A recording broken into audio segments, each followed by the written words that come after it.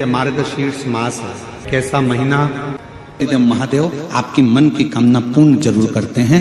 शिवरात्रि की रात्रि में आप लोगों ने सबने अपने अपने घर में दिया जलाया होगा। दीप जलाया कि नहीं जलाया पूजन में? बोलो तो सही, जलाया ना? शंकर जी को बेलपत्री चढ़ाई कि नहीं चढ़ाई? चढ़ाई ना? अभिषेक पूजन किया ना? तुमने दिल से, भाव से, मन से शिवरात्रि के दिन रात्रि के समय शंकर भगवान की आराधना करी। भूलवश भी अगर तुमने दिया जलाया है तो मेरा शंकर भगवान जब चोर को कुबेर बना सकता है तो साल भर में तुम्हें भी तो कुछ ना कुछ दे सकता है। इंतजार करो कि तुमने जो पार्थिव शिवलिंग की पूजन करी है रात्रि के समय पर,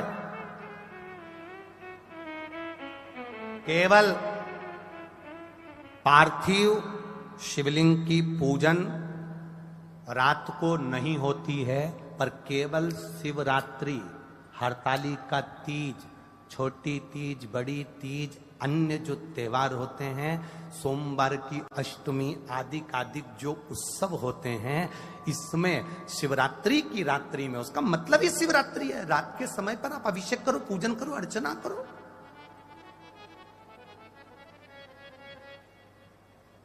उसका काम शिवरात्रि, रात भर आराधना करिए, रात भर अर्चना करिए। हर महीने की जो शिवरात्रि आती है, मासिक शिवरात्रि जो आती है, आप 12 महीने का नियम बनाओ कि मैं 12 महीने की शिवरात्रि का व्रत करूं ना करूं। मैं शंकर के मंदिर में 12 महीने जो शिवरात्रि आती है उस शिवरात्रि का नियम लेती हूं कि शिवरात्रि के दिन में दिया लगाने 3 जगह पर जाऊंगी। पहला, बोलते जाओ जम के, बेलपत्री के नीचे। दूसरा, शंकर भगवान के मंदिर में या शिव मंदिर की चौखट पर। तीसरा, आंवले के वृक्ष के नीचे। ये 3 जगह पर आप प्रणाम कर कर, झोली पसार कर बाबा देवाधिदेव महादेव, माता लक्ष्मी और पार्वती के नाम से दिया लगाना प्रारंभ कर दीजिए। 3 महीने की शिवरात्रि पूरी हो, ये निश्चित है अगला पत्र आपका इस जगह पर मिलेगा कि बाबा ने मेरा ये कार्य किया। कि शंकर भगवान की शिवरात्रि साधना की रात्रि होती है। शंकर भगवान की शिवरात्रि एक आराधना की रात्रि होती है। हमने पहले भी कथाओं में कहा, हर महीने शिवरात्रि आती है, प्रत्येक महीने शिवरात्रि पड़ती है, और प्रत्येक महीने की शिवरात्रि पर अगर आपसे बन सके, आप दुनिया में अगर आपके पास में लोग कहें कि ये बहुत गरीब व्यक्ति है, बहुत साधारण व्यक्ति है, इसके पास धन नहीं है, वैभव नहीं है, सत्ता नहीं है, इसके पास खुद का मकान नहीं है, इसके पास खुद की प्रॉपर्टी नहीं है, इसके पास खुद की दुकान नहीं है, दूसरे के यहाँ काम करता है, इसके पास कुछ भी नहीं है, हम उनसे कहेंगे 12 महीने शिवरात्रि आती है, 5 जगह पर चढ़ाई हुई बेलपत्र, आप 1 वर्ष 12 शिवरात्रि का एक नियम ले लो, 5 जगह पर बेलपत्र समर्पित करना सीख जाओ। 1 बेलपत्र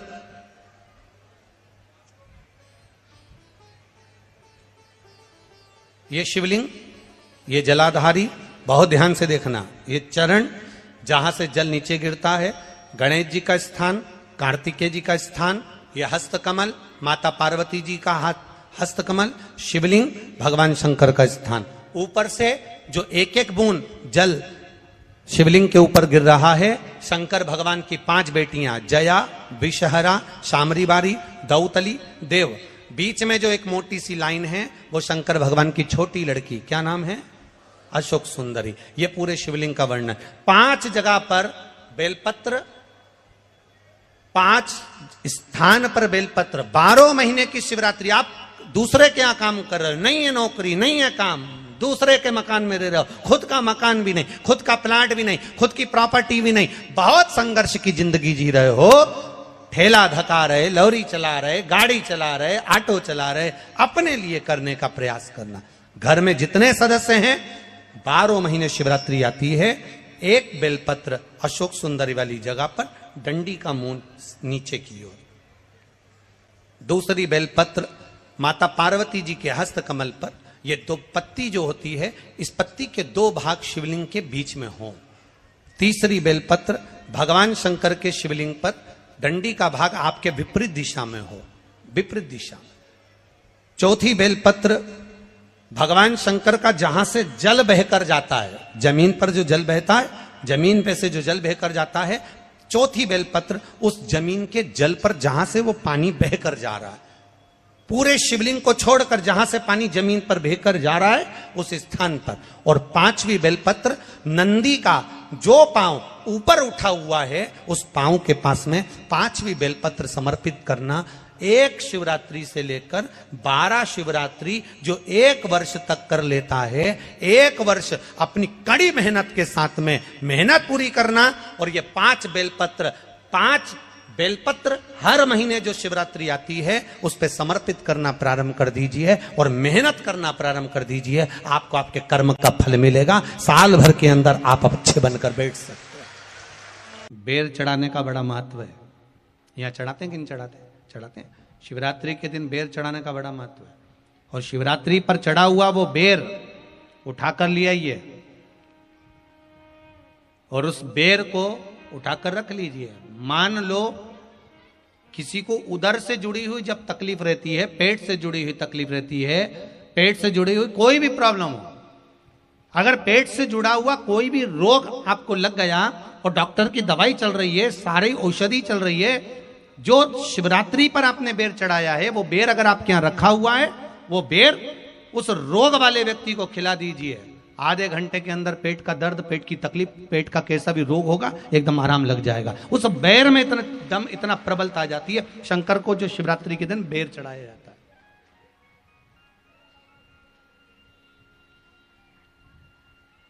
भगवान शिव पर समर्पित हुआ वो बेर का इतना महत्व महाराज। और जो देवता को उठाने के लिए बोर समर्पित करा जाता है, बेर भाजी आंवला उठो देव सांवरा, उसमें शंकर जी का भाव है, क्योंकि शिव जी का दर्शन भगवान नारायण उठते से ही करना चाहते हैं। सबसे पहले नेत्र खोले और मेरा शिव का दर्शन हुआ। बेर का भाव ही शिव का दर्शन का भाव।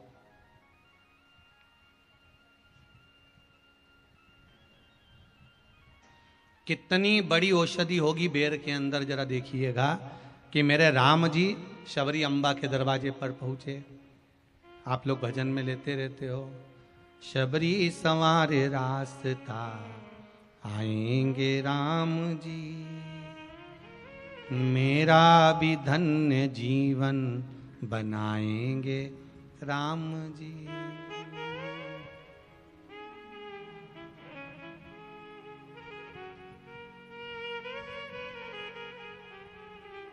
और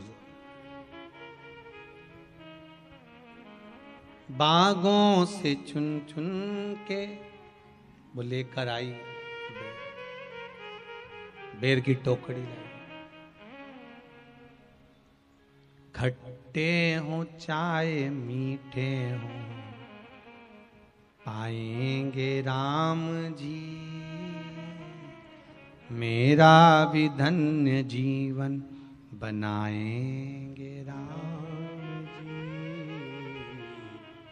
शबरी ने राम जी को बेर दिया, राम जी ने बेर खाया, प्रेम से खाया। याद आया पीछे लक्ष्मण खड़ा है, राम जी ने लक्ष्मण को बेर दिए, ले लक्ष्मण ये बेर खा ले। लक्ष्मण जी ने बेर लिए, लक्ष्मण जी ने बेर को देखा तो वो शबरी अम्बा अपने मुंह से झूठा करके दे रही है। लक्ष्मण जी ने बेर लिया, पास में रख लिया, फिर लिया, फिर रख लिया। शबरी जी राम जी को बेर दे, राम जी लक्ष्मण जी को बेर दे, लक्ष्मण जी वो बेर लेके पीछे फेंकते जाए। उठाए फेंका, उठाया फेंका, उठाया फेंका। अब कोई लक्ष्मण साधारण है? जब भगवान राम विष्णु हैं, लक्ष्मण शेषनाग हैं, शेषनाग अगर कोई चीज फेंकेगा तो क्या पास में फेंकेगी? उठाया फेंका, कोसों दूर जाकर गिरा। और वो बेर कब काम आया? जब लक्ष्मण जी को शक्ति लगी, बाण लगा, लक्ष्मण जी मूर्छा होकर जमीन पर पड़े। सुषेण वेद को बुलाया और वेद से बुलाकर पूछा कि लक्ष्मण कैसे उठेगा? तो कहा संजीवनी लेकर आओ। संजीवनी लेने के लिए भेजा। तब संजीवनी लेने के लिए जब श्री हनुमान जी महाराज गए, संजीवनी बूटी जब लेकर आए और लक्ष्मण जी को जो दी तब राम जी पहचान गए ये संजीवनी कोई दूसरी नहीं है। लक्ष्मण जी को जो बेर खाने को दिया था वो बेर फेंक दिया था, उसी बेर की पत्ती है जिसको निचोड़ निचोड़ कर लक्ष्मण जी को खिलाना पड़ी है। तो राम जी रोते रोते बोले पहले ही खा लेता तो खाना नहीं पड़ती, कोरोना का टीका पहले ही लगवा लेता तो दादा निपटता ही नहीं, लगे तो खाया ही।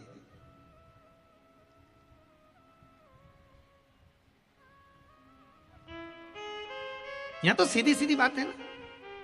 कहा पोलियो की दवाई जन्म लिए बच्चे से लेकर 5 वर्ष तक के बच्चे को पोलियो की दवाई पिलाई जाएगी। पोलियो की दवाई पियो तो हाथ पैर से विकलांग नहीं होगे। बोलो बोलते कि नहीं बोलते? पियो विकलांग नहीं होगे। जो नहीं पिएगा वो हाथ पैर से विकलांग हो जाएगा। उसी तरह शिव महापुराण की कथा, जिसका जन्म नहीं हुआ, जो माता के गर्भ में है, उससे लेकर जो मर रहा है उस तक के व्यक्ति को सुनाई जाएगी। पोलियो की दवाई नहीं पियोगे, हाथ पैर से विकलांग हो जाओगे। शिव महापुराण नहीं सुनोगे तो काम, लोभ, विषय, आसक्ति से विकलांग हो जाओगे। इसलिए सुनो, ये सुनने का विषय है, इसको श्रवण करना, हमारे जीवन में उतारना। कल एक प्रश्न करा हमारे जजमानों में एक जजमान आए हुए हैं, अभी उनका नाम नहीं जानते। तो हम जैसे ही शाम को नीचे आए, पत्रकारों की वार्ता थी, तो उस समय पर उन्होंने प्रश्न पूछा, गुरु जी कलयुग में भी क्या शंकर भगवान आते हैं? तो हमने उनसे कहा वो गए नहीं पाने का काम है, जो ऑलरेडी है तो उसको आना नहीं। तो कल उन्होंने प्रश्न छेड़ दिया तो हमारे मन में आया कि उनके मन में कहीं बात ना रह जाए तो हम उनको एक बात कहेंगे, देखो कलयुग में शिव कैसे। झांसी के पास में मौरानीपुर, चतुर्वेदी तुम्हारी झांसी के पास में मौरानीपुर, हम कभी नहीं गए थे। और जब नैमी सारण जा रहे थे तो तुम्हारी झांसी से निकल कर गए थे तो हमने जरूर आया था तुम्हारे। तो झांसी के पास में मौरानीपुर, हमने कल्याण में ये पढ़ा। कल्याण के अंक में, अब आपको उस कल्याण अंक का नंबर देंगे कौन से अंक में हमने पढ़ा। कल्याण में हमने गीता प्रेस के मौरानीपुर में, झांसी के पास मौरानीपुर है, मौरानीपुर में एक नारायण नाम का एक व्यक्ति ने उस लेख को कल्याण के अंक में उसने वर्णन किया कि मेरे दादाजी अनाज का काम करते थे और दादाजी अनाज का काम करते थे और मेरे दादाजी मौरानीपुर से अनाज लेते थे और उस अनाज को लेकर हाथरस में बेचने के लिए। हाथरस में उनका एक दादाजी का मित्र बन गया था जिसका नाम था हीरा।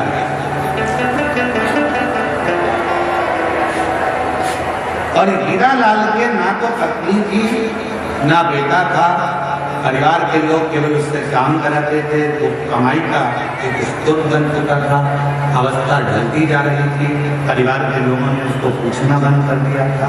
एक दिन नारायण के दादाजी जब अनाज बेचने के लिए मौरानीपुर से हाथरस गए तो हीरा लाल से मिले तो हीरा लाल का चेहरा उतरा हुआ था। तो कहा सेठ जी आपका चेहरा उतरा हुआ है?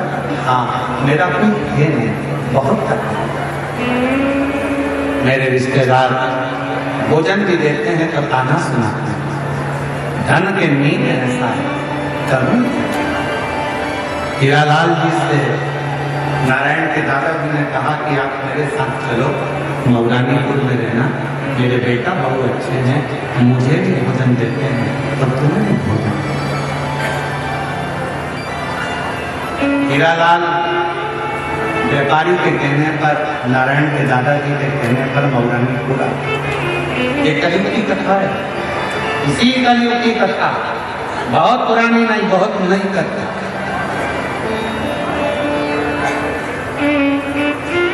हजारों वर्ष पुरानी नहीं है, 500 वर्ष पुरानी नहीं है। ये कथा मात्र 300 वर्ष पुरानी है। हीरालाल को लेकर आ गए, हीरालाल अपना सामान ले आया, पैसे ले आया, उसको बहुत सम्मान देने लगे, हीरालाल हीरालाल। उसको लोग सब घर के जितने भी परिवार के लोग थे, दादाजी दादाजी दादाजी दादाजी करके और उसको हीरालाल के पास में जो पैसा था, आधे पैसे का तो हीरालाल ने नारायण की माता जी के जेवर बनवा दिए और आधे पैसे का हीरालाल ने मंदिर बनवा दिया शंकर जी का, क्योंकि वो शिव की आराधना करता, शंकर का शिव भक्ति।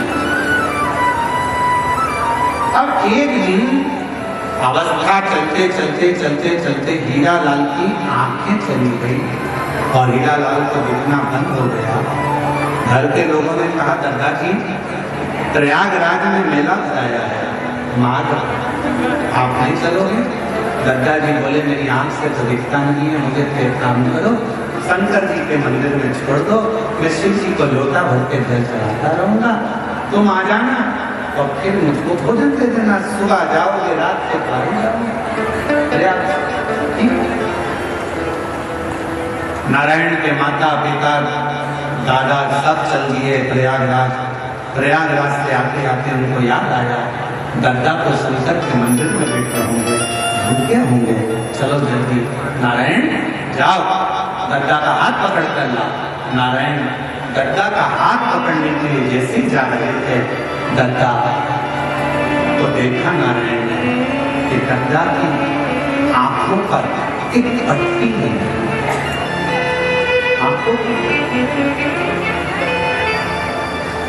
नारायण ने पूछा, दादा तुम्हारी आंखों पर पट्टी कैसे? दादा ने कहा, लाला शंकर जी के मंदिर से मैं आ रहा था, तब एक व्यक्ति सामने आकर खड़ा हो गया, उसको देखा तो नहीं, क्योंकि मेरी आंखें नहीं थी, दिखना नहीं था।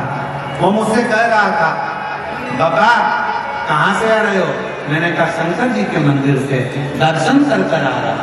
तो बहुत तेज हंसा, हंसकर उसने कहा, दादा तुम्हें दिखता तो है नहीं, फिर शंकर जी के मंदिर में क्यों गए? दादा कहते हैं कि मैंने उस व्यक्ति से कहा कि मुझे नहीं दिखता तो क्या हुआ, मेरे महाप्रभु को 3-3 आंखों से दिखता, मेरे बाबा को तो दिखता। दादा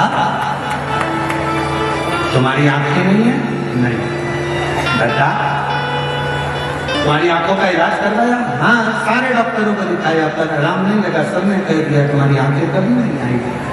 इतने में उस व्यक्ति ने कहा, दादा मैं बहुत बड़ा वेद, तुम कहो तो तुम्हारी आंखों का इलाज कर सकता, पर उसमें इलाज करने में लगभग 5 दिन लगेंगे। मैं तुम्हारी आंखों पर आज थोड़ा सा मल्लम लगाकर पट्टी बांध देता हूँ और 5वें दिन मैं तुम्हारी आंख को खोलकर उसका ऑपरेशन करवा दूंगा, अगर तुम चाहो तो। दादा कहने लगे, अच्छी बात है, लगा दो मल्लम। मल्लम लगाया, पट्टी बांधी। नारायण बेटा उस व्यक्ति ने पट्टी बांधकर चले गया, अब वो 5 दिन बाद आएगा, पट्टी खोलेगा, ऑपरेशन करवाएगा, जब तक बंदी रखेगा। नारायण ने हाथ पकड़ा, दादा को ले गए अपने घर। 5 दिन निकल गए, पट्टी बांधने वाला नहीं है। 6 दिन निकल गए, पट्टी बांधने वाला नहीं है। 9 दिन निकल गए, पट्टी बांधने वाला नहीं है। 10वें दिन तो दादा को गुस्सा आ गया, ना जाने कौन मुझे पगला बना गया, आंख में बांध गया पट्टी, पहले से तो नहीं थी, आंख ऊपर से बांधी पट्टी। अब इसको कब तक बांधे फिरूं? आज तो पट्टी खोल कर रहूंगा। और दादा ने दोनों हाथों से शंकर के मंदिर में बैठकर जो पट्टी खोली तो दादा की आंखों से शिवलिंग का दिखना प्रारंभ।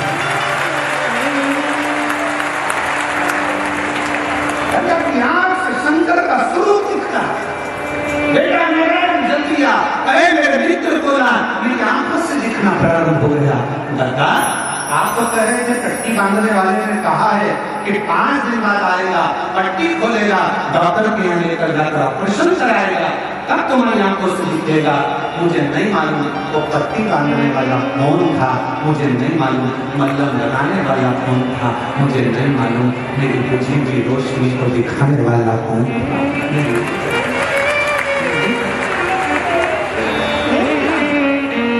मेरी जीजियों मेरे जीजाओं, मेरी बेटियों, बेटाओं, मेरी माताओं, मेरे बुजुर्ग माता पिता तुल्य आप विराजमान हो, आपसे निवेदन करता हूँ, ये मत सोचना कि आप कथा में आए हो, ये मत सोचना कि आप महापुराण की कथा में पहुंचे हो, ये मत सोचना कि बाबा के देवघर में आप आए हो। आप किसी के घर में जाकर बता दो, नहीं जा सकते। पड़ोसी के घर में घुसकर बता दो, नहीं घुस सकते। जब तक पड़ोसी की आज्ञा ना हो तब तक तुम पड़ोसी के घर में नहीं जाते। मेहमान के घर की आज्ञा ना हो तब तक मेहमान के घर में नहीं जाते। उसी तरह देवघर में भगवान शंकर का घर है, उसकी आज्ञा के बिना तुम देवघर भी नहीं जा सकते। शिव की आज्ञा के बिना देवघर में पांव नहीं रख सकते। अगर देवघर की भूमि पर आए हो, शिव महापुराण की कथा सुन रहे हो, शंकर जी की कथा का रसद को ग्रहण कर रहे हो, तो ये तुम्हारी सामर्थ्यता नहीं, मेरे देवघर वाले ने अपना डमरू बजाया होगा और तुम्हें इशारा कर कर झाला देकर बुलाया होगा, तब तुम यहाँ शिव महापुराण की कथा सुनने के लिए। और किसी के घर में जाते हो तो खाली हाथ वापिस नहीं भेजता। शादी में जाओगे तो लिफाफा जैसे तुम देते हो तो वो विदाई में तुमको रिटर्न गिफ्ट देता। साड़ी देगा, कपड़ा देगा, मिठाई का डब्बा देगा, तो देता है कि नहीं देता। मौसी देगा, शादी में गए, अरे तुमने दुल्हन को कुछ दिया, दूल्हे को कुछ दिया, पर मौसी के यहाँ से जाओगे तो कुछ तो देगा ना।